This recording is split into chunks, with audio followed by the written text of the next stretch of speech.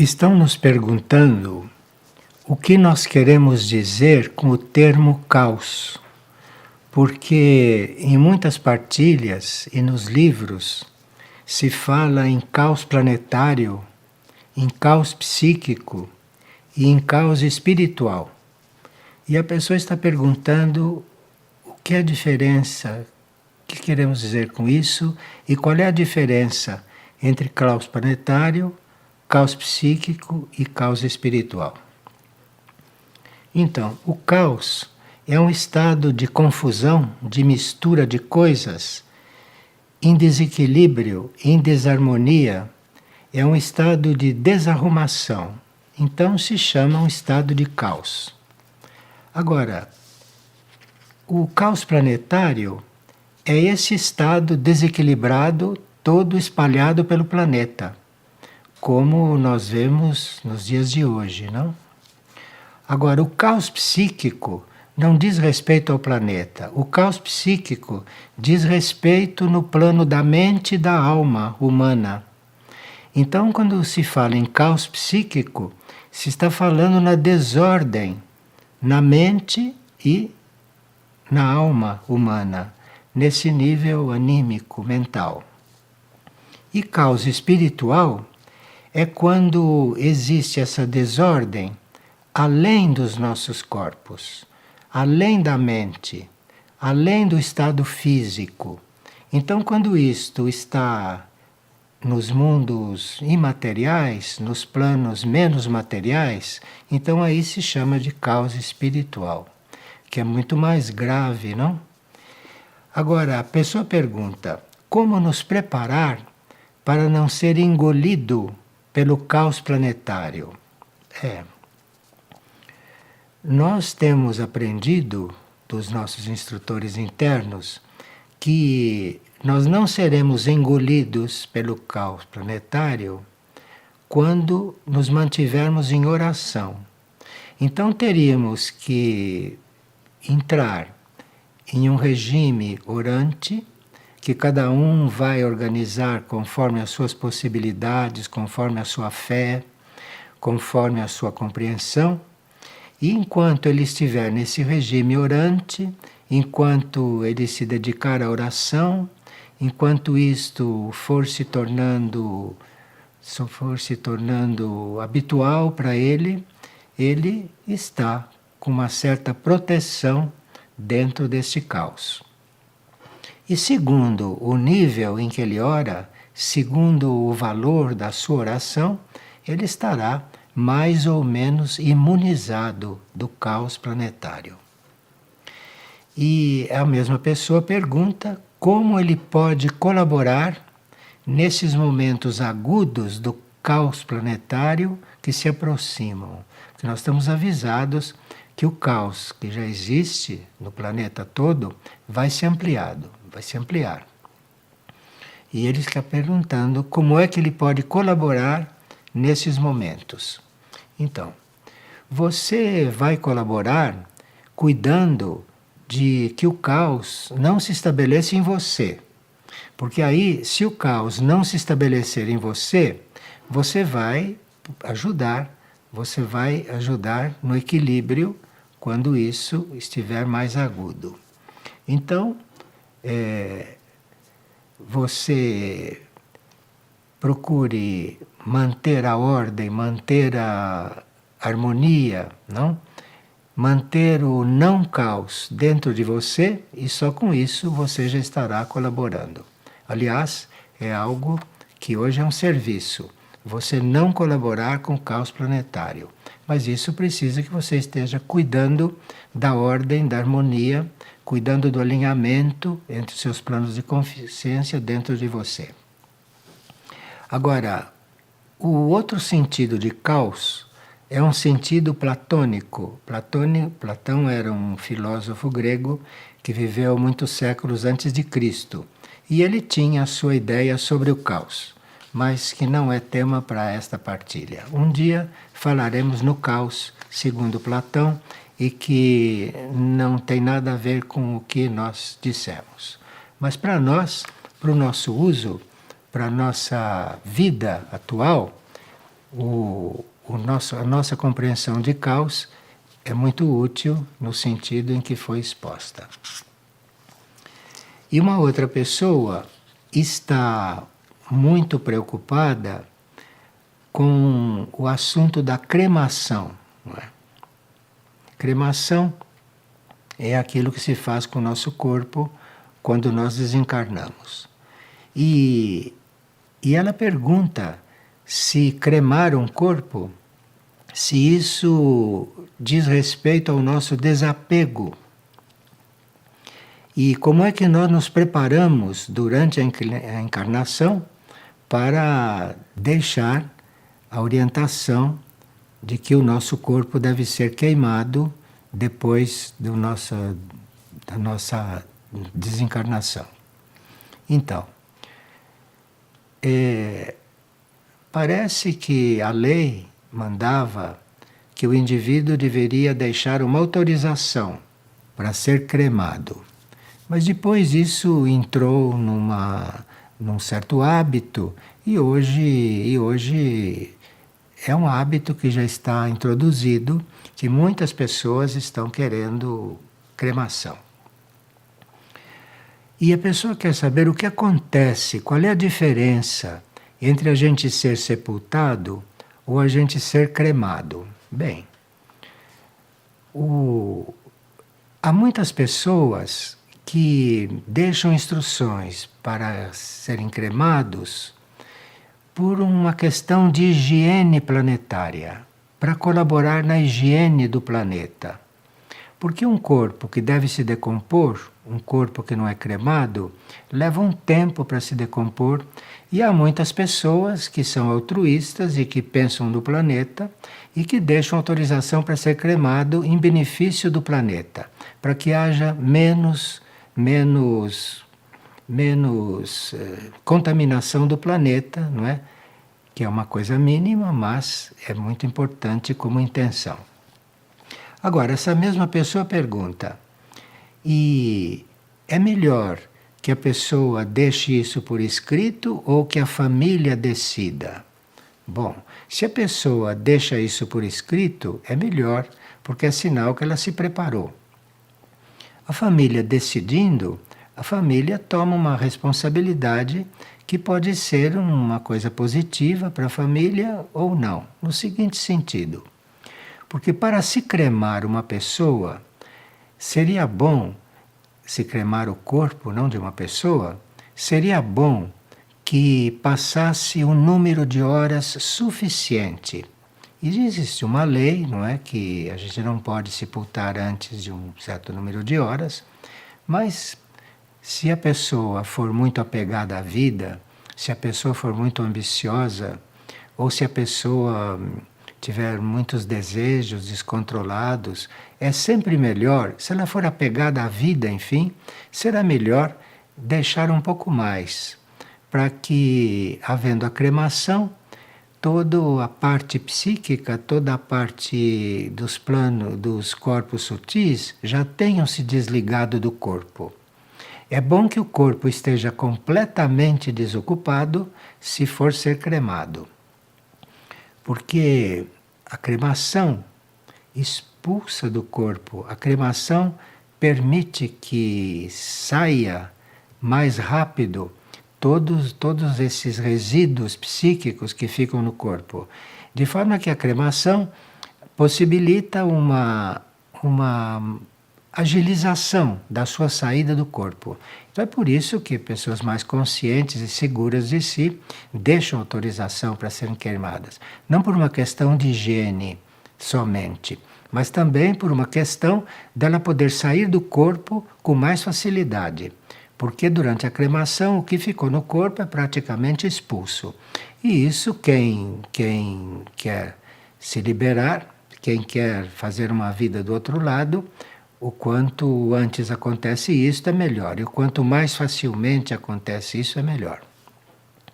Depois, quando a pessoa está desapegada do seu corpo e, portanto, deixa autorização para ser cremada, a sua desencarnação é mais suave.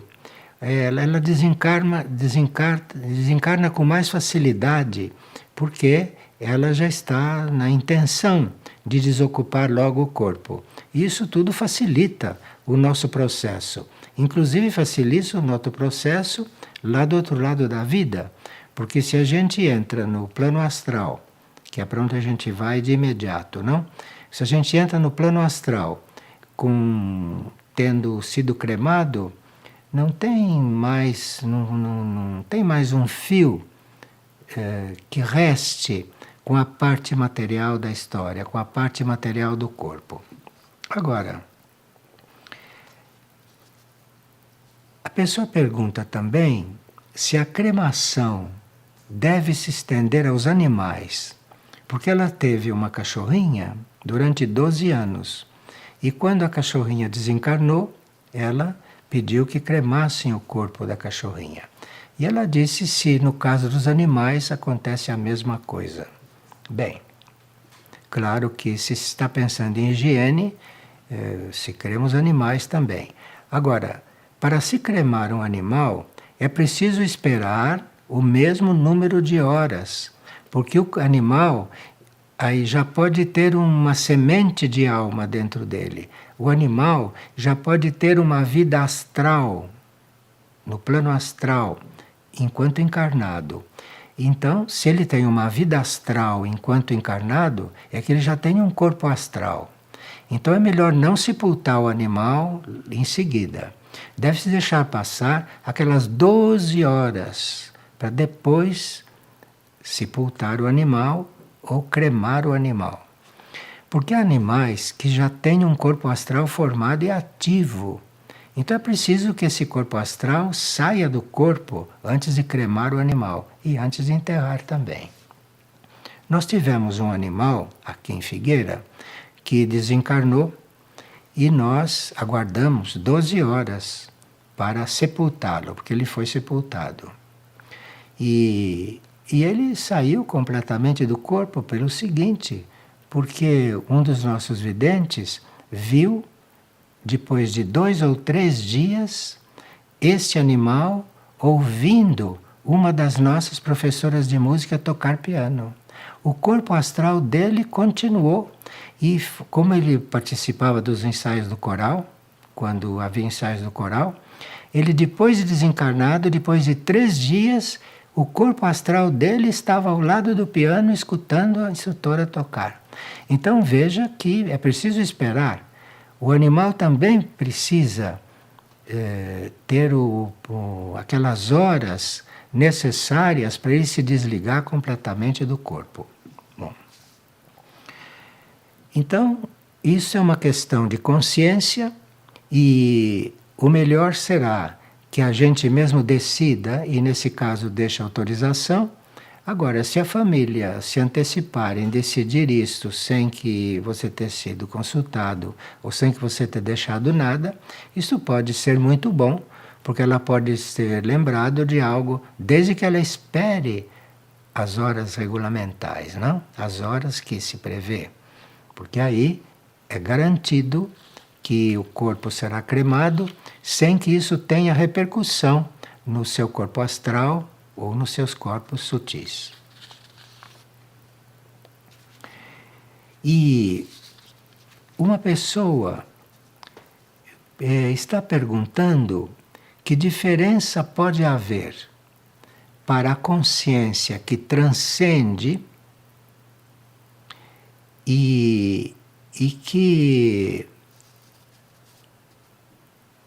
diferença pode haver em a gente ter a intenção de ser cremado ou de a família, não é? A família determinar que seja cremado. Então, se a intenção foi boa e se esperou as horas regulamentares, está tudo certo. Agora, quando a família decide, é bom que se espere um pouquinho mais, não é?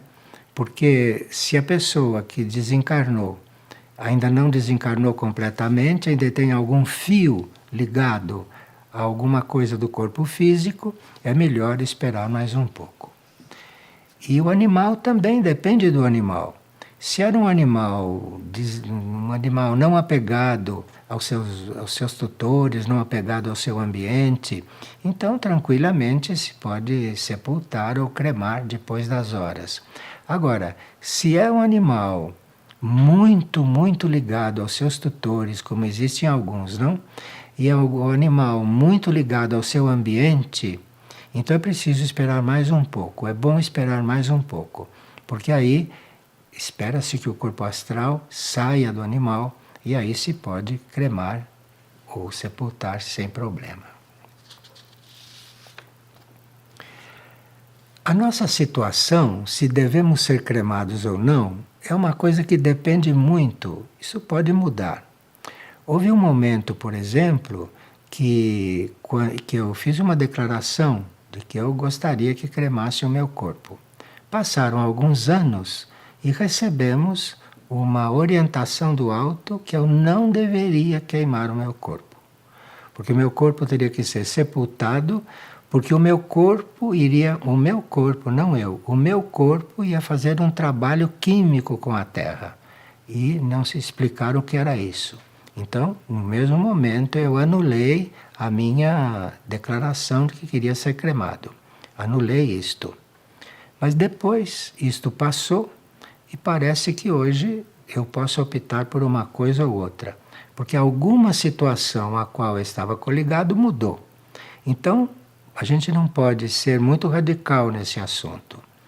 Hoje, por exemplo, eu não sei se eu devo deixar autorização para ser cremado ou se eu devo pedir para ser sepultado. Hoje eu não sei. Espero ter claro isso. Isso é uma coisa importante e é bom mesmo que as pessoas pensem nisso, porque isto tem uma certa influência depois da desencarnação. Nós nos sentimos muito mais livres se formos cremados. Nos sentimos muito mais livres e o corpo se desocupa com muito mais rapidez, o que é muito bom. E se formos cremados, é também uma oferta para a Terra ser um pouco mais higienizada. Bem, agora uma pessoa fez várias perguntas e disse o seguinte: eu ainda não compreendo o que é energia criativa. E eu gostaria de saber o que é energia criativa e como usá-la adequadamente. Então, quando nós estamos empregando a nossa energia na realização do plano evolutivo, então aquela energia se torna criativa. Porque eu estou empregando a minha energia no plano evolutivo. Então, isso é uma energia criativa. E como utilizá-la adequadamente? À medida que você vai empregando a sua energia no plano evolutivo, você vai tendo intuição e clareza de como aperfeiçoar aquilo. Mas a energia se torna criativa é quando ela é empregada no plano evolutivo e não empregada em coisas que não são evolutivas. E ela pergunta: o que são a energia sexual e a energia monetária? Existe ligação entre elas? Bom, o que nós chamamos de energia sexual é a nossa energia reprodutiva e a nossa energia mais material, que está, em princípio, originariamente na base da coluna. Então, essa é a energia sexual que está na base da coluna, ou está mais atuante nos órgãos sexuais, e essa energia chama-se sexual porque ela é usada para a reprodução da espécie. Agora, quando ela não é usada na reprodução da espécie, essa energia sexual, essa energia vai subindo pela coluna, e vai fazendo todo um trabalho no nosso corpo etérico, à medida que sobe pela coluna. Quando ela não deve ser usada para reprodução, é bom que ela suba pela coluna, porque ela é uma energia muito forte, uma energia reprodutiva, e que se subir, e se essa energia chegar na cabeça, nós vamos ter muita evolução mental, cerebral, porque essa energia ajuda toda essa evolução. Agora, Quando não se tem, então, que procriar, essa energia subiria para a cabeça. A não ser que a gente use a energia, não para procriação, mas continue usando a energia. E aí ela deixa de subir tudo que poderia subir. E a sua mente, a sua consciência não se expande tanto como se expandiria se ela não fosse usada para fins, para fins humanos que é tão usada. Agora, a energia monetária é uma energia que, já que existe, já que foi introduzida na Terra, ela deve ser geradora de recursos para nós colaborarmos com o plano. Então, ambas as energias, a sexual e a monetária, são úteis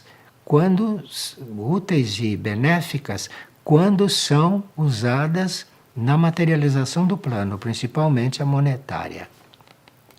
Agora, nós só conseguimos usar a energia monetária dentro do plano evolutivo, isto é, usando esta forma de energia para servir ao plano evolutivo, é quando não nos sentimos proprietários da energia monetária. Quando você se sente dono do dinheiro que passa por você, você não pode liberar esta energia como deveria. Então, nós temos a ilusão de que temos dinheiro. Nós temos a ilusão de que possuímos dinheiro. E há pessoas que dizem, eu sou rico, possuo muito dinheiro. São os iludidos, porque a energia monetária passa por nós. A energia monetária não é nossa. Ela passa por nós e, dependendo da forma como nós a usamos, vai ser a nossa maior ou menor liberdade diante dessa energia, que é muito característica para manter os homens apegados a tanta coisa. A energia monetária é uma faca de dois gumes, não? E em certos casos, para a alma do indivíduo, para o espírito do indivíduo, é melhor que ele tenha carência de energia monetária do que tenha excesso de energia monetária. Se ele não sabe usar a energia monetária, para a alma é melhor que ele seja um carente. Agora, aqui na Terra não se pensa assim, e as pessoas chegam até a acumular energia monetária. Chegam até a acumular. Toda a energia monetária acumulada é energia monetária que não está sendo posta para circulação. Então é o oposto do que se deve fazer com a energia monetária. A energia monetária não foi criada para se acumular. A energia monetária foi criada para circular. Então quem a acumula está fora de uma lei básica. Agora, quem criou a ideia de fazer moedas e de criar o dinheiro, isso tudo já foi obra das forças evolutivas. Porque a ideia da criação não era que existisse nada disso. A ideia da criação é que o ser humano, as almas, vivessem em um sistema de trocas, de permutas, de um servir ao outro, de um dar ao outro o que o outro precisa, sem haver dinheiro. Mas isto foi uma utopia, e quando as forças evolutivas introduziram isto na Terra, o que seria uma grande prova para as almas todas, não? Isto colaborou para que o planeta chegasse nessas condições e mudou o rumo da humanidade.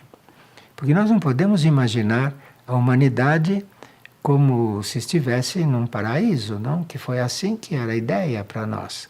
Mas ela se comportou de tal maneira que depois, para haver um pouco de disciplina, haver um pouco de ordem, foi permitida que esta ideia de criar o dinheiro fosse atualizada, acontecesse.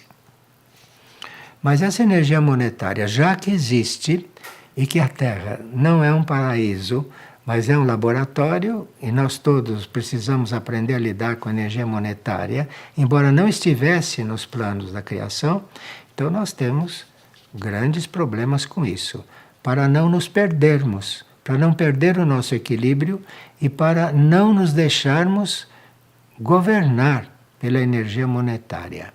Isto é uma fraqueza de muitos, não? Como vocês sabem. Bom, e isto parece que vai até o fim nesse ciclo do mundo e vamos ver o que acontecerá na nova Terra com uma nova humanidade.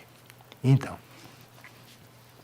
e ela então quer saber, essa energia sexual, quando sobe para a garganta e propicia a verdadeira utilização da energia criativa, o que é que está acontecendo? Bom, se essa energia espiritual vai subindo, na hora que ela chega na garganta, começa a vida criativa. As suas ações, as suas coisas são em benefício do plano. Isso está coligado. E ele pergunta, e como se consegue que isso aconteça? Bom, há pessoas que têm uma alma bastante decidida, radical, então a pessoa vive em castidade física, emocional e mental. Aí a energia sobe livre para a cabeça. E quando chega na altura da garganta, toda a vida dela será uma vida criativa. Será uma vida dentro daquilo que é o plano para a vida na Terra, que está completamente desvirtuada, não é, como vocês sabem. E ela pergunta o que é a verdadeira criatividade nesse contexto. Bom, a verdadeira criatividade é aquilo que é resultado do que a alma indicou. Então, se essa energia sobe e chega na garganta e a alma tem a possibilidade de indicar alguma coisa, esta é a verdadeira criatividade. Porque nós pensamos que o ser humano é criativo. O que é criativo é a alma. E se a alma não chega, se essa energia não chega a subir na garganta e a alma usá-la, nós não podemos ter uma vida criativa. Nós temos uma vida levada pelas forças da matéria, levada pelos desejos e tudo isso. Para que a verdadeira criatividade exista numa pessoa, é preciso que esta energia suba até a garganta. E a partir da garganta, ela começa a ser um instrumento de criatividade. E depois da garganta, ela sobe para a cabeça, e aí vem a última etapa, que ela tem que descer para o coração. E aí, usada pelo coração preparado e maduro, ela não vai errar nunca. Então, vai ser um ser bem criativo, quando a sua energia está no coração. E a pessoa pergunta, o que é estar neutro em relação ao dinheiro? Bem, estar neutro é você nunca se sentir dono do dinheiro. Você ter o dinheiro para usá-lo como da melhor forma, não é? E saber que o dinheiro passa por nós, mas o dinheiro não é nosso. Tanto assim que quando você menos espera, você perde tudo. De forma que é preciso estar neutro diante dessa energia para não ficar muito coligado com ela e deixar que quando ela chegue, você emprega e deixa que ela passe. O segredo é essa energia estar sempre passando, sempre fluindo. Porque se você não a retém, é sinal que você vai empregá-la. E se é que se pode chamar energia monetária de sadia, ela vai ficando sadia é à medida que flui, é à medida que circula. E se circulasse, não é? Não havia pobres e ricos, não havia nada disso. Mas o verdadeiro motivo para haver pobres e ricos não é só esse. A pobreza e a riqueza são coisas kármicas que precisariam um estudo mais aprofundado. Mas, do ponto de vista da energia monetária, é muito bom se estar conversando essas coisas. E o que é não ter ambição? É uma pessoa que está se trabalhando muito, hein? O que é não ter ambição? Se você trabalha sem ter desejos, se você trabalha não por desejo, se você trabalha porque o trabalho é necessário, porque o trabalho é válido, porque o trabalho é preciso que exista, então, se você consegue trabalhar livre, sem ter desejos, né?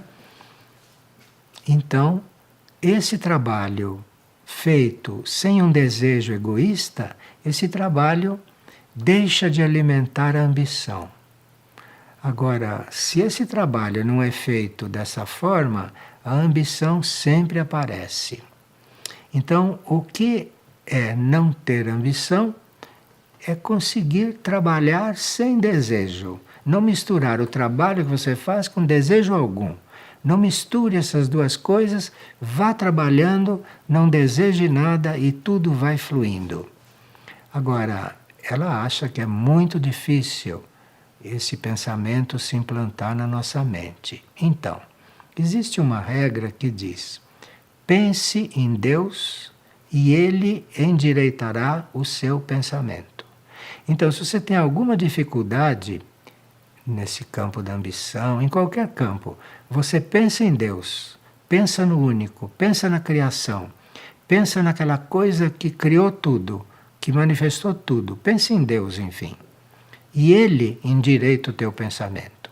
Se você tem alguma dificuldade, você pense nele bastante e Ele vai endireitando o teu pensamento. Porque esta criação, isso que nos criou, nos quer bem criados, nos quer, parece ironia, mas nos quer perfeitos. De forma que você pense nisso e Ele vai endireitando o seu pensamento.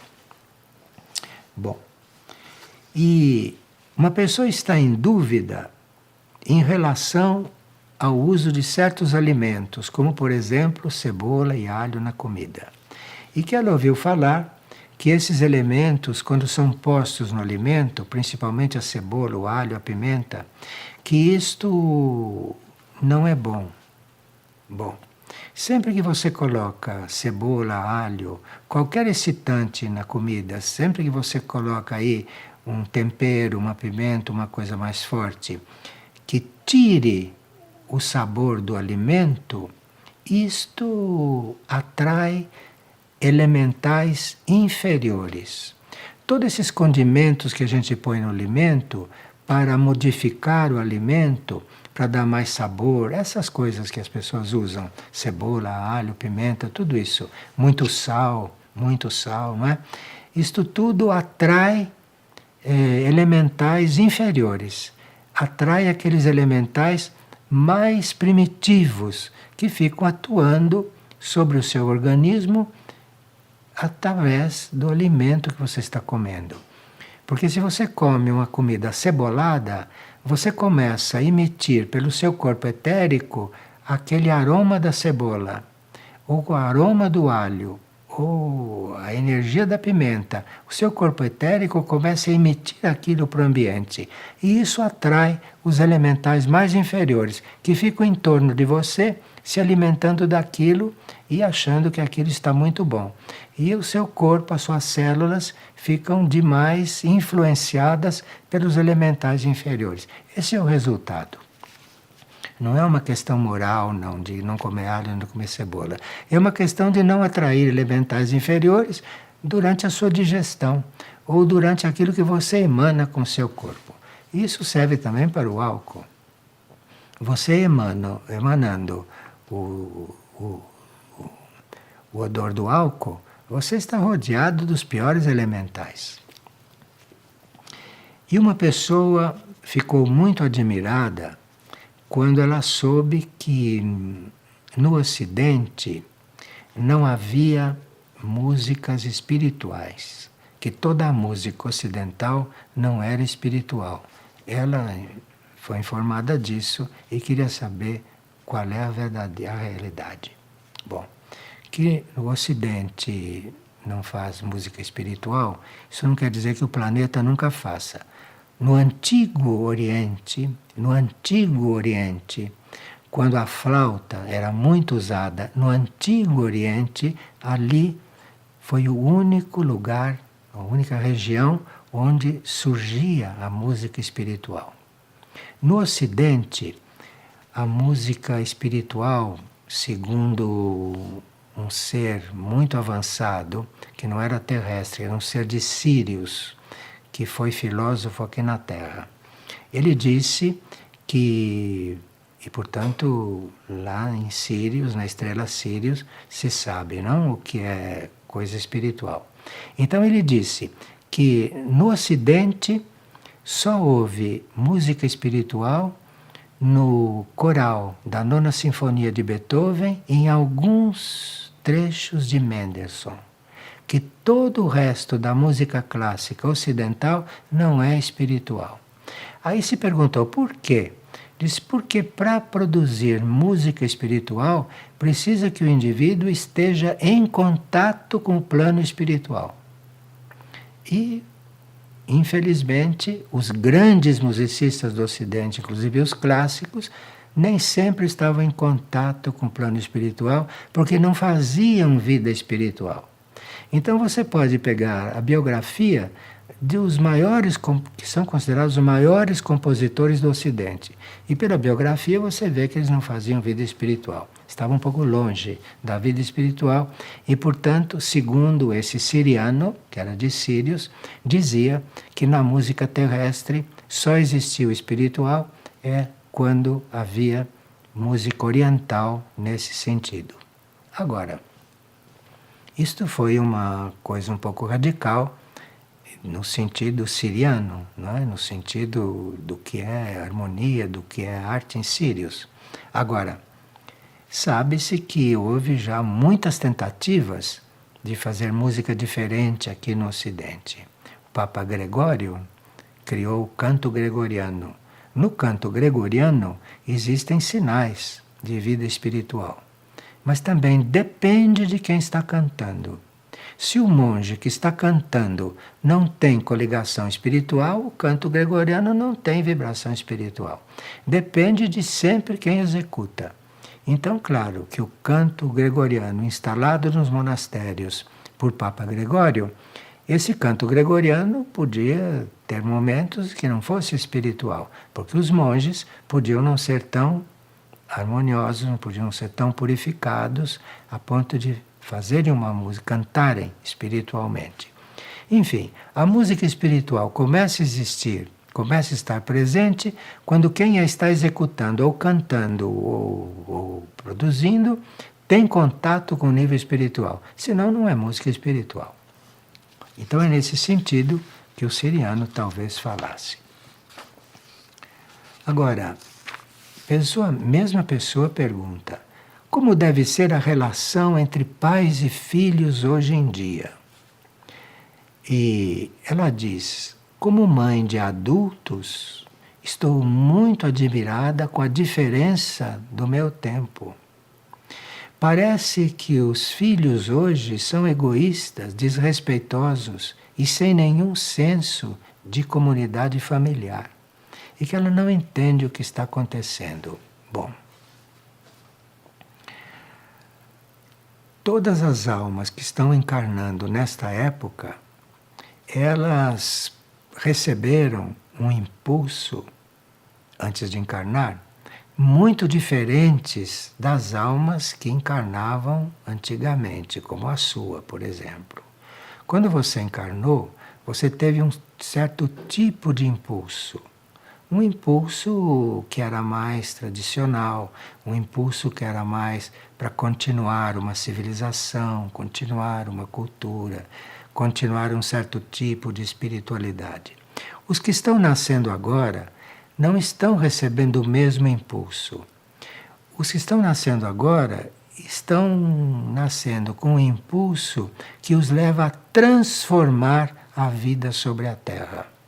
Acontece que eles estão com esse impulso e, como não estão suficientemente purificados na alma, na mente, nos corpos, enfim, eles tomaram este impulso por transformar a vida, transformaram isso e tomaram isso como atos de rebeldia. De forma que o que você sente na sua casa com seus filhos são atos de rebeldia. É sinal que eles receberam um impulso para viver diferente de você, mas que interpretaram isso como serem rebeldes. E com isso, provavelmente estão perdendo uma grande oportunidade de irem transformando a Terra. Porque realmente a grande maioria das almas de hoje estão nascendo com impulso para fazer uma vida diferente. Mas acontece que eles encontram uma civilização estratificada, num certo tipo de vida, tipo que não é mais bem essa vida. Mas eles interpretam isso como rebeldia e transformam-se em seres que estão aí contestando as coisas. Podiam estar fazendo uma vida criativa se estivessem mais concentrados e pudessem compreender melhor esse impulso de transformar as coisas. Então eu não estou dizendo que você criou seus filhos erradamente. Estou dizendo que a maneira de criar um filho hoje não é mais como se fazia antigamente. Mas é uma prova tanto para os filhos como também para os pais. E até que a humanidade compreenda isso, talvez passe um tempo. Mas aí deve acontecer alguma coisa que coloque isto tudo em ordem. Aqui uma pessoa diz que gostaria muito de nos conhecer aqui em Figueira. Gostaria muito de estar conosco, não é? E que ela gostaria de saber o que ela pode fazer melhor na vida dela. Bem, se você quer fazer algo melhor na sua vida, comece por orar.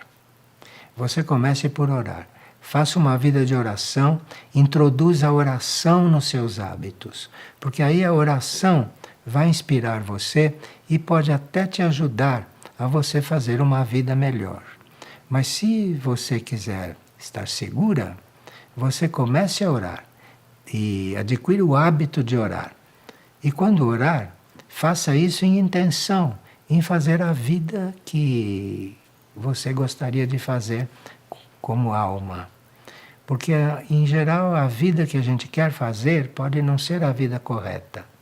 Então você ore, ore, ore, ore pelo planeta, ore pelos pobres, ore por tantos motivos, não é? Ore para você fazer a vontade superior e aí começará uma mudança em você. Você vai ver.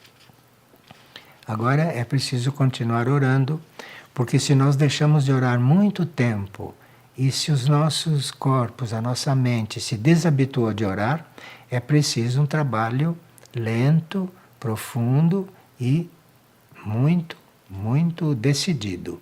E aí você vai ver que sua vida vai começar a tomar outro rumo. Agora, quando orar, não peça para que aconteça alguma coisa na sua vida, porque a oração tem força e pode acontecer na sua vida uma coisa que não seria o melhor. Você, quando ore, ofereça a sua oração para que você tenha a luz do que fazer na vida. Não diga o que você quer, você peça a luz para viver como deve, para viver como você tem que viver. Você vai ver que a oração vai ajudar muito. E aqui uma pessoa diz que tem uma dúvida profunda sobre o sofrimento dos animais neste planeta. Ela, por exemplo, diz que compreende por que a humanidade sofre, porque a humanidade mesma é que cria, não as suas situações. Mas ela pergunta, e os animais? Os animais sofrem porque nós os fazemos sofrer.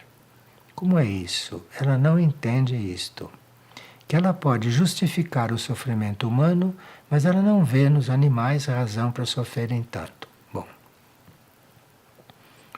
a ignorância humana do que são os reinos da natureza e a ignorância humana da sua participação na evolução dos reinos da natureza é uma ignorância muito grande.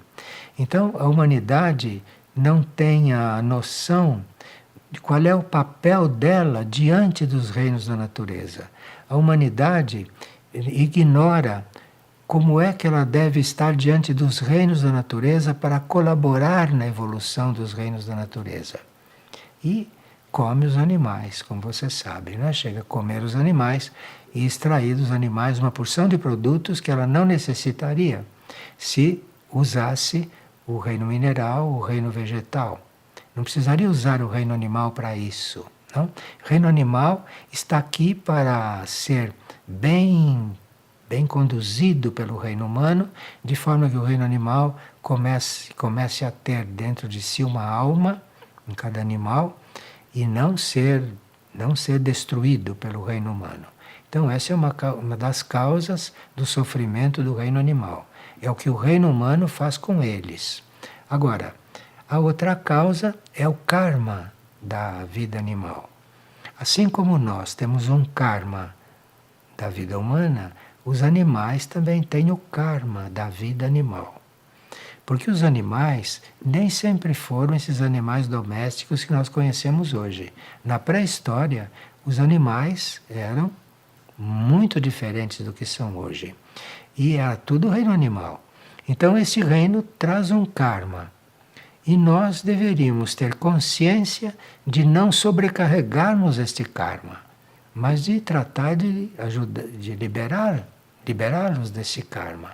E se nós ajudássemos os animais a serem liberados do próprio karma, nós seríamos ajudados muito mais a liberar do nosso karma. Porque existe uma lei que diz é dando que se recebe. Então você precisaria colaborar com o reino animal para ele ter um karma mais aliviado, não é? Para você ter o seu karma aliviado. Mas esse sofrimento do reino animal não está a causa dele somente na nossa ignorância, porque não sabemos como tratá-lo. Está também no karma deles. E claro que cada vez que você sacrifica um animal, aquele que ele manifesta, não como ódio, como protesto, aquilo vai sobrecarregar o karma dele. Então fica um círculo vicioso que vai precisar realmente uma grande purificação no planeta para que tudo isso se redimensione. Agora, se você começar a pensar em como você pode colaborar para que o sofrimento animal seja menor, você veja que rumo você toma, porque isso vai refletir também em você, vai refletir também no alívio do seu próprio sofrimento, que como reino humano você tem uma parte.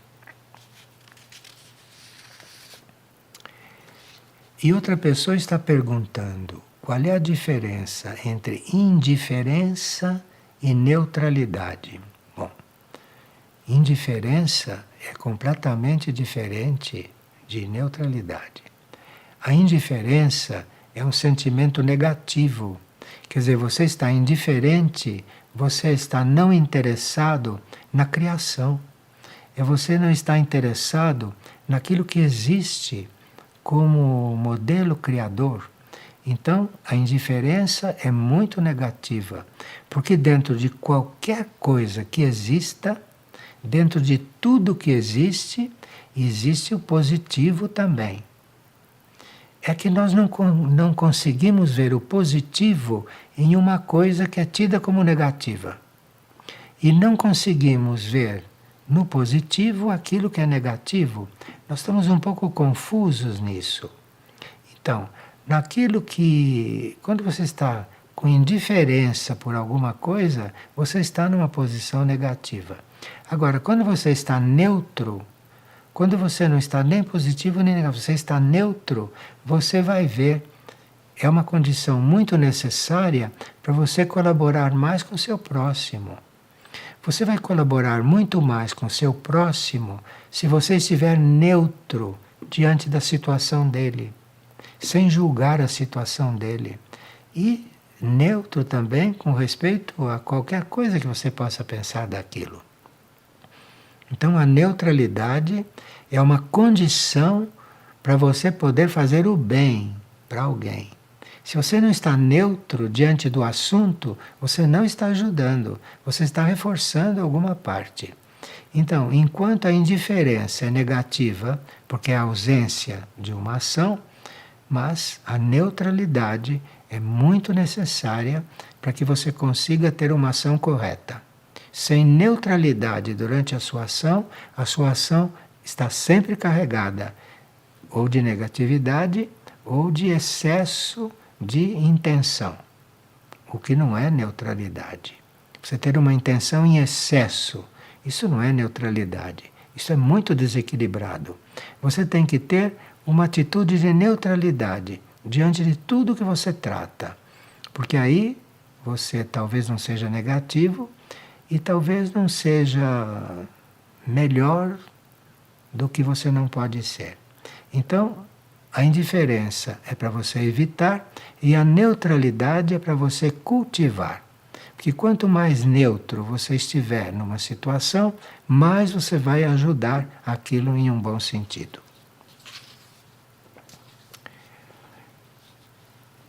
E ela pergunta, uma pessoa pergunta, quais são as coisas mais básicas que temos que fazer e que é bom fazer?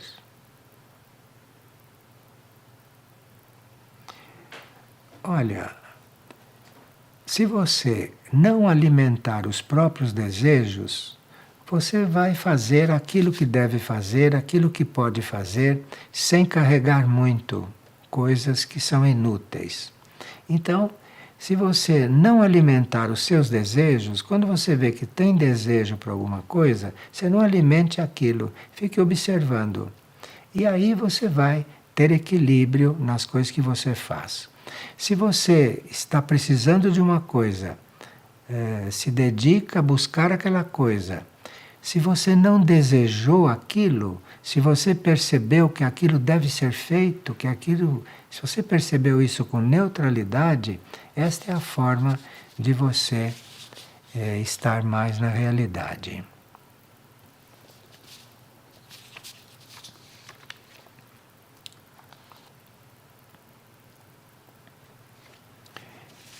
E aqui uma pessoa diz que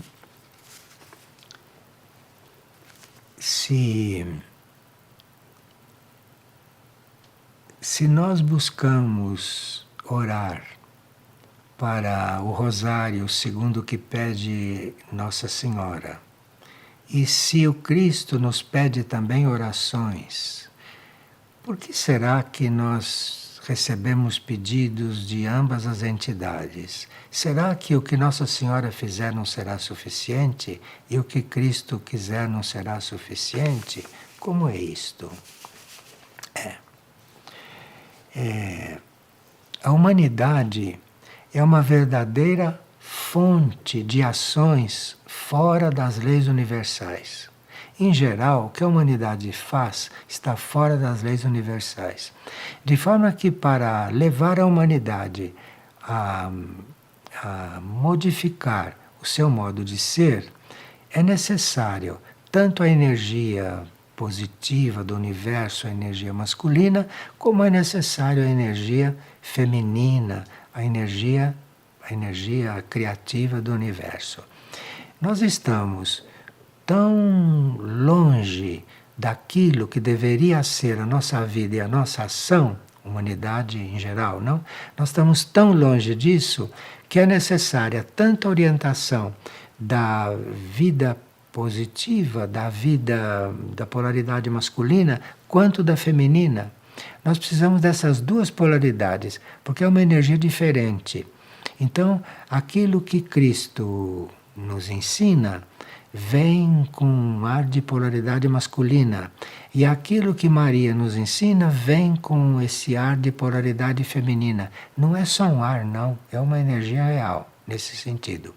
E nós precisamos do equilíbrio dessas polaridades. Porque uma grande causa de nós termos uma vida errada é porque não temos dentro de nós a harmonia entre essas duas polaridades. E embora Cristo seja uma entidade cósmica e Maria também, elas estão aqui também representando esses dois aspectos da criação. Então nós não estaremos numa formação unilateral. Nós estamos sendo adestrados, estamos sendo conduzidos, estamos sendo ensinados pelo aspecto masculino da criação, como estamos sendo instruídos pelo aspecto feminino da criação. E assim teremos uma formação completa. Isto é uma coisa muito oculta, mas que está tanto no trabalho de Maria quanto no trabalho do Cristo. E se você procurar seguir os dois, você estará equilibrando esses dois aspectos da criação, sem os quais não haveria criação, não, como se sabe. E uma pessoa está perguntando como se dará a realização dessas 3.000 Ave Marias que estão marcadas para acontecer em Figueira no dia 3 de novembro. Porque ele disse que em um dia não é suficiente para se fazer 3.000 Aves Marias. Um dia não basta para isso. Bom, para nós orarmos 3.000 Ave Marias em um dia, toma-se alguns cuidados e toma-se algumas providências. Primeira coisa é que a Ave Maria vai ser orada em latim. Então, o tempo que você leva para orar em latim é menor do que o tempo que você leva para orar em qualquer outra língua. Além disso, o dia de oração vai começar às 5 horas da manhã e vai terminar na madrugada do dia seguinte, de forma que há um espaço suficiente para você orar 3.000 Aves Marias em latim. Agora, você perguntará, mas eu não sei latim, não sei orar em latim, o que vou fazer aí? Você vem aqui porque aqui existe uma intenção e uma colocação de se fazer 3.000 Ave Marias. E mesmo que você venha aqui, não ore em latim e faça 50 Ave Marias, você está colaborando na intenção de fazermos 3.000. Cada um que vier aqui e passar as horas que quiser e puder orando, ele está contribuindo para que haja essas 3.000 Ave Marias. Nós já conseguimos fazer em grupo 1.000 Ave Marias em 6 horas. Portanto, poderemos chegar a 3.000 em um dia inteiro e mais uma manhã de um outro. Porque já temos essa experiência com as 1.000. Agora, nem todos que estão aqui para orar as 1.000 Ave Marias ou as 3.000 orarão na mesma velocidade. O importante é que haja 3.000 Ave Marias tendo sido ditas. Então você chega aqui e vai fazer o que você quiser, o que puder. Agora, se você na sua casa orar quantas Ave Marias quiser, no idioma que quiser, na intenção de estar se somando a essas 3.000 Ave Marias, elas estarão sendo somadas, compreende?